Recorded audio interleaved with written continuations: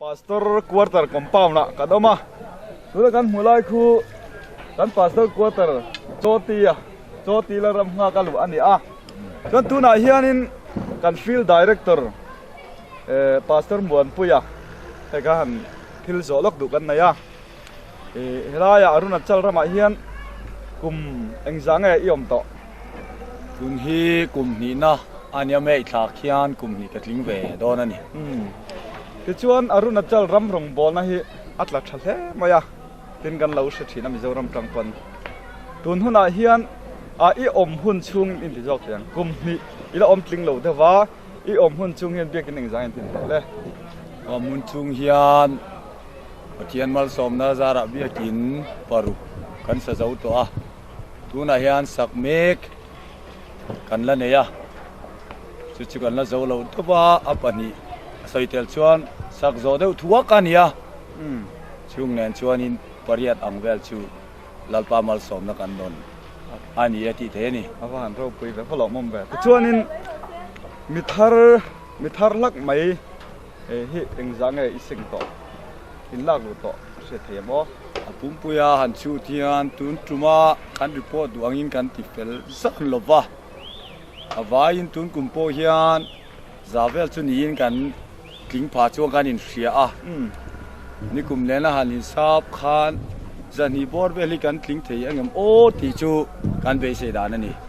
awan ro pui ve o tro ti chuan in rong bol tu a full time worker be kin ti tiang engzang ka tunan kan nai hoi hian tuna hian som pakhat angin kan an in shoot thei chu full time han ti la tle ma casual deu kan secretary te jang pen atene soitelin kan li ti chuan in khoi mun ange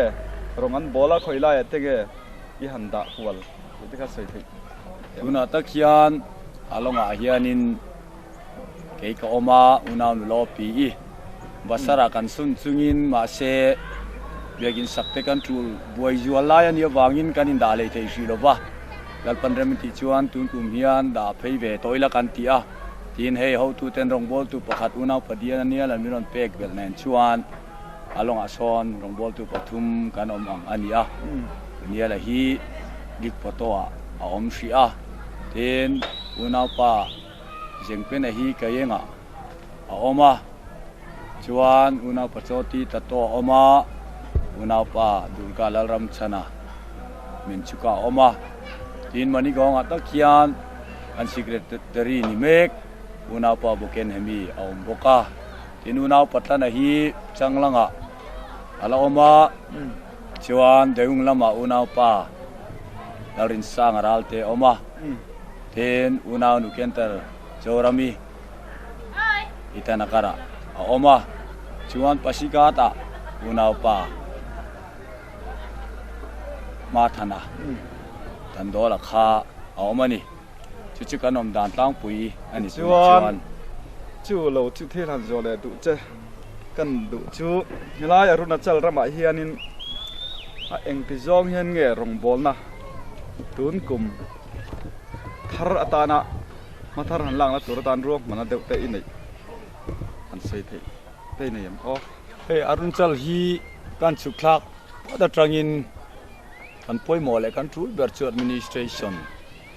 ani in ka ria tin aram hi kan thira kan stadia ka mu choli bermai chu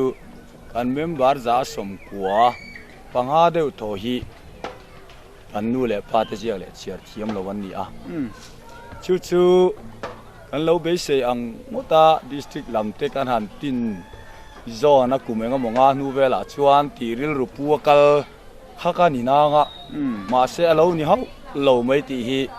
muchuakin ka in ria a tuna hian chung ani si chuan tuna kan thralai duam tak tak te lekha BAMA kan nei fur mai si a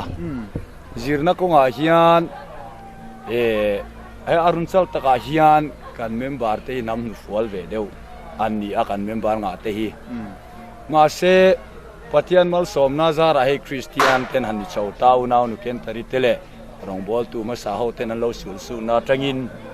zirna ko nga hian an trang khop maya chu wain kan thralai te zong zong hi sap trong vai trong chiar thiam hrefur mai an ni a chung chu ka ve ema hi an tan hian eng tim nge kan tiang heng hi kan cher chua chuan tuna kan administration kan in sil fo thin an siat li thelo tele thu tlung po in sil mai la benga ngai thla ringot chuan alo siat lei thelo jiao le chiaran thiam mio lo wangin kan thralai te thiam ero hi chuanin heng mi te kan cher chuan an generation a chuan kan be sei district te po hi mu thei turin ga in be se ya chu wangin kan thralai te bible lama te mission lampangan rilru an put theinan te missionary work lampang te zirti dan tur kong bible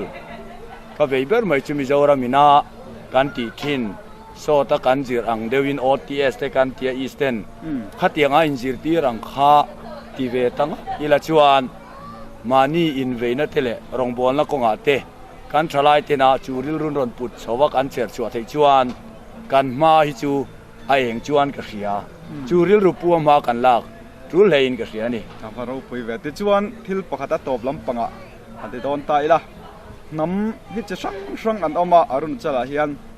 ti chuan nam sang jinga chuan kaini Pentecost mi te hian nam engzat omna hmula hian nge rong kan bol eng nam nge kan nei ti kha a hriat theim o anama zong takhian kan tam lova hey along area a kan oma mani gonga nam khatani le do topa along lama galo kan ti a chuanin awa deung lama son lemin min poltu nom ve dewa be sei te po kan ne ya a area number thona zonga chuan a changlanga te deunga te tanakara te po kan om na chungin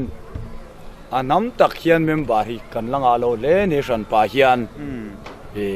tlema pani khat kan kara lo in je ve zeu emi bukarte along te ni silo mi je anti te chu kan nei eng le pali te